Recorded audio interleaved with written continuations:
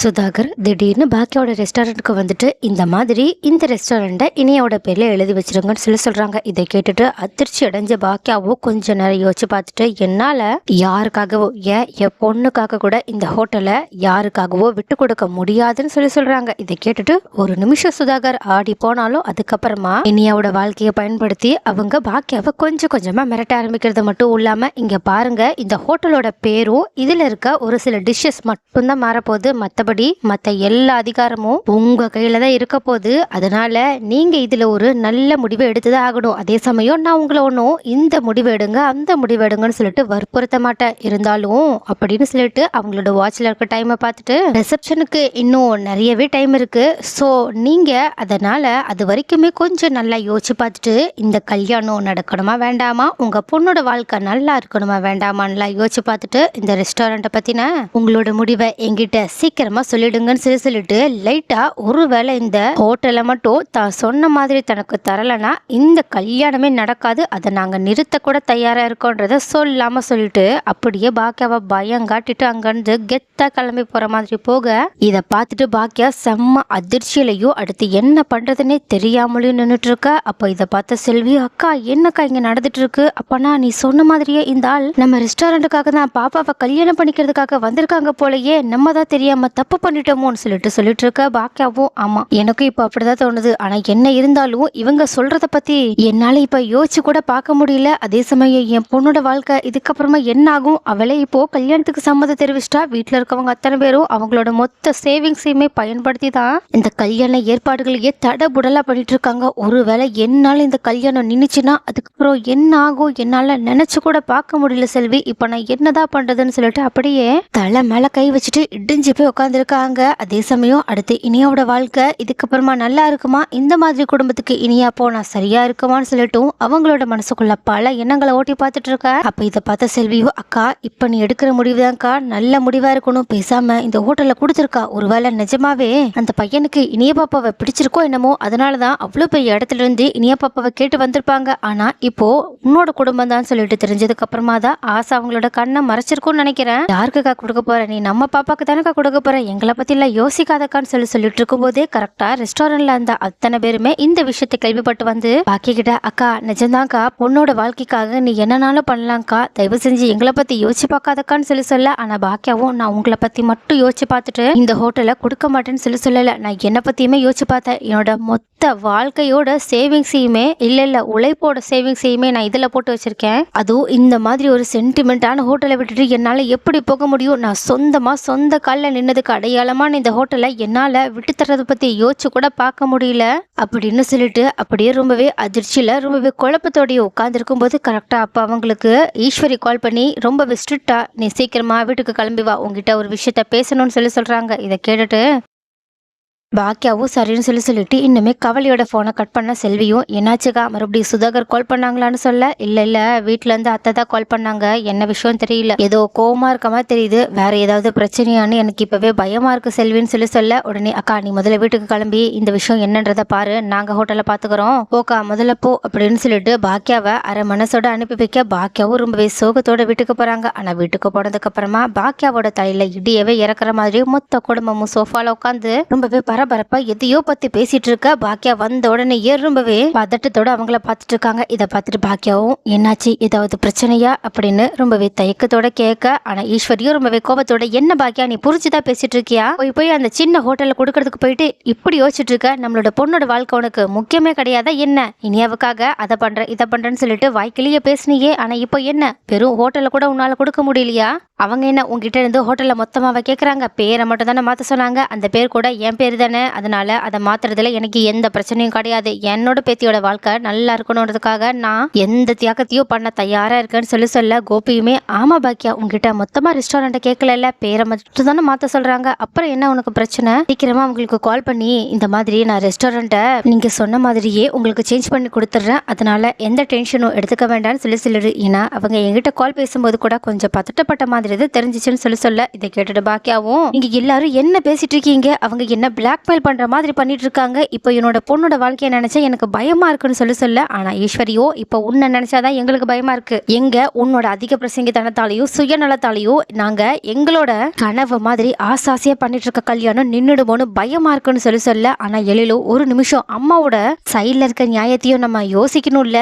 என்ன இருந்தாலும் அந்த ஹோட்டல் அம்மாவோட முழு உழைப்பால உருவானது. அதை ஒரே நிமிஷத்துல தூக்கி கொடுக்கணும்னா யாரா இருந்தாலும் கொஞ்சம் பதட்டப்படதானே செய்வாங்க. நீங்க எதுக்காக அவங்களோட சைடு யோசிக்காம இருக்கீங்கன்னு சொல்லி கேட்க, ஆனா கோபியோ ஆனா இப்போ யோசிக்கிறதுக்கெல்லாம் டைம் கிடையாது எழில், அது உனக்கே புரியுதா இல்லையா, இன்னும் கொஞ்ச நேரத்துல ரிசப்ஷன் ஸ்டார்ட் ஆக போகுது, நம்ம மண்டபத்துக்கு போயிட்டு எல்லா ஏற்பாடையுமே செய்யணும் அப்படின்னு சொல்லிட்டு இருக்கும் போதே மேல இருந்து கரெக்டா இனியா வராங்க. அப்போ இனியாவுக்கு இந்த விஷயம் தெரியக்கூடாதுன்றதுக்காகவே எல்லாருமே அப்படியே சைலண்டா அப்படியே நின்றுட்டு இருக்கு. இதை பார்த்துட்டு இனியாவும் என்னாச்சு எல்லாரும் ஒரே இடத்துல இருக்கீங்க, ஏதாவது பிரச்சனையான்னு சோகத்தோட கேட்க, ஆனா ஈஸ்வரியும் அதெல்லாம் ஒண்ணும் கிடையாது, நீ என்ன சீக்கிரமா கீழே இறங்கி வந்துட்டுன்னு கேட்க, உடனே இனியாவும் என்ன பாட்டி மறந்துட்டீங்களா, நீங்க தானே என்ன இந்த டைமுக்கு கீழே வா, நம்ம சீக்கிரமா மண்டபத்துக்கு போயிட்டு ரெடி ஆகணும்னு சொன்னீங்க. அதே மாதிரி இப்பதான் எனக்கு பார்லர்ல இருந்து காலும் பண்ணாங்க, அவங்களுமே அவங்களோட ஆளை மேக்கப் போறதுக்காக மண்டபத்துக்கு அனுப்பி வச்சுட்டாங்களாம், அதனால என்னையுமே சீக்கிரமா வர சொன்னாங்க, இப்ப போனா தானே ரெடியாக முடியும்னு சொல்லிட்டு இருக்க. அப்போ இதை கேட்டுட்டு பாக்கியாவும் அப்பனா நம்ம நினைச்ச மாதிரி இல்லாம இனியாவும் இந்த கல்யாணத்துக்கு தன்னை முழுசா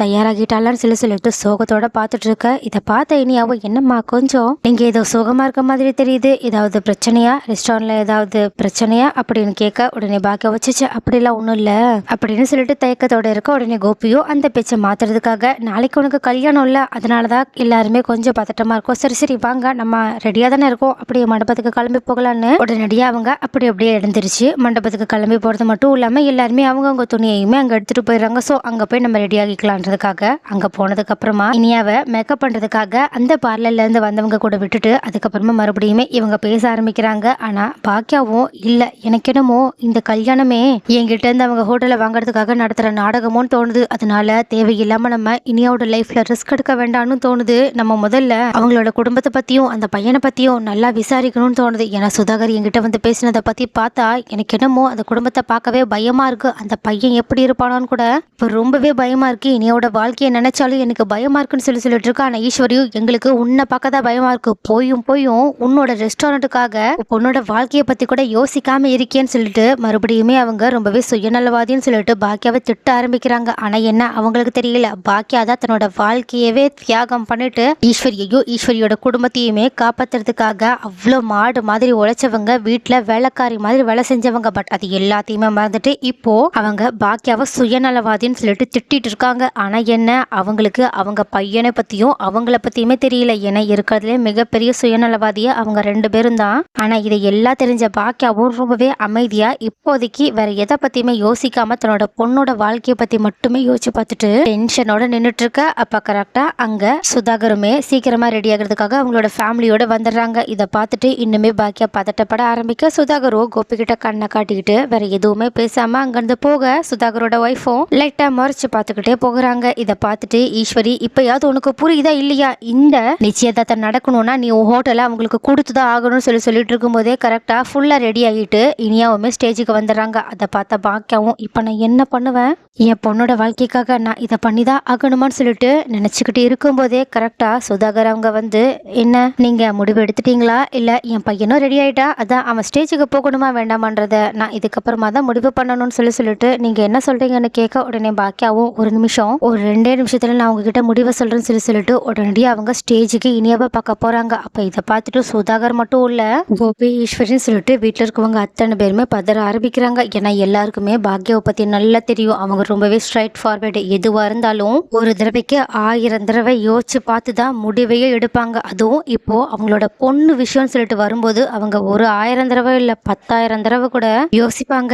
ஏன்னா அவங்க அந்த அளவுக்கு தன்னோட குடும்பத்தை நேசிக்கிறவங்கன்னு சொல்லிட்டு எல்லாருக்குமே தெரியும். என்னதான் வாயில அவங்கள சுயநலவாதின்னு சொன்னாலும் தன்னை பத்தி கொஞ்சம் கூட யோசிக்காதவங்கன்றது அவங்க மனசாட்சிக்கே நல்லா தெரியும். அதனாலதான் அவங்க ஒருவேளை இந்த நிச்சயதார்த்தத்தை பாக்கியா நிறுத்திடுவாங்களான்னு சொல்லிட்டு பயப்பட ஆரம்பிக்கிறாங்க. ஆனா பாக்கியாவும் ரொம்பவே டென்ஷனோட அங்க ஸ்டேஜ்ல நின்றுட்டு இருக்க இனியா கிட்ட போய் நின்று, இனியாமா அப்படின்னு கொஞ்சம் ஏக்கத்தோட கேட்க, உடனே இனியாவும் என்னம்மா என்னாச்சுன்னு சொல்லிட்டு சோகமாக தான் கேட்குறாங்க. பட் இருந்தாலும் கொஞ்சம் தைரியத்தோட கேட்க, உடனே இனியா கிட்ட உனக்கு நிஜமாவே இந்த நிச்சயதார்த்தத்தை பண்ணிக்க ஓகேவா? நீ நிஜமாவே ஆல்ரைட்டா அப்படின்னு கேட்க உடனே இனியாவும் என்னம்மா என்ன ஏதாவது பிரச்சனையா? நான் தான் இதுக்கு சம்மதம் தெரிவிக்கிற மாதிரி உங்ககிட்ட எதுவுமே பேசாம நான் பாட்டுக்கு ஸ்டேஜ்ல வந்து நின்றுட்டு இருக்கல. நாளைக்கு கல்யாணம் நடக்க போகுது. இந்த நிலைமையில என்கிட்ட இப்படி ஒரு கேள்வி கேட்கணுமான்னு கேட்க உடனே பாக்கியாவோ இன்னைக்கு நிச்சயதார்த்தம் நாளைக்கு கல்யாணம் அதை பத்திலாம் நீ எதுவும் யோசிக்காத. உனக்கு அந்த பையனை பிடிச்சிருக்கா? நீ அவன் கூட அந்த குடும்பத்துல வாழணும்னு ஆசைப்படுறியான்னு கேட்க உடனே இதை கேட்ட இனியாவும் ஏமா தேவையில்லாத விஷயத்துல இப்ப வந்து பேசிட்டு இருக்கீங்க? போங்கம்மா போங்க. இதுக்கு மளிகை என்கிட்ட சொல்றதுக்கு எந்த வார்த்தையும் கிடையாது. அதுதான் நான் செய்கையில செஞ்சிட்டு இருக்கலன்னு சொல்லிட்டு அப்படியே மனசுக்குள்ள ரொம்பவே சோகத்தோட கண்ணில் லைட்டா கண்ணீரோட நின்றுட்டு இருக்க. அப்போ இனியாவோட முகத்தை பார்த்த உடனே பாக்கியா இனியாவுக்கு இந்த நிச்சயதார்த்தமும் கல்யாணமும் சுத்தமா பிடிக்கல. கோபிக்காகவும் ஈஸ்வரிக்காகவும் நம்மளோட குடும்பத்துக்காகவும் மட்டும்தான் இவ இங்க வந்து இப்படி நின்றுட்டு இருக்கான்றத நல்லா புரிஞ்சுக்கிட்டு இதுக்கப்புறம் நம்ம ஸ்டைல்ல தான் இந்த பிரச்சனையை தீர்த்து வைக்கணும்னு சொல்லிட்டு செம்ம கெத்தோட கீழே இறங்கி வராங்க. அப்படியே வரும்போது ஒரு நிமிஷம் என் கூட வா இனியான்னு சொல்லிட்டு இனியாவோட கையை பிடிச்சும் கீழே கூட்டிட்டு வர இனியாவும் ரொம்பவே ஷாக்கிங்கோட ஒண்ணுமே புரியாம பாக்கிய கூட வந்துட்டு இருக்கா. அப்ப இதை பார்த்துட்டு சுதாகரோட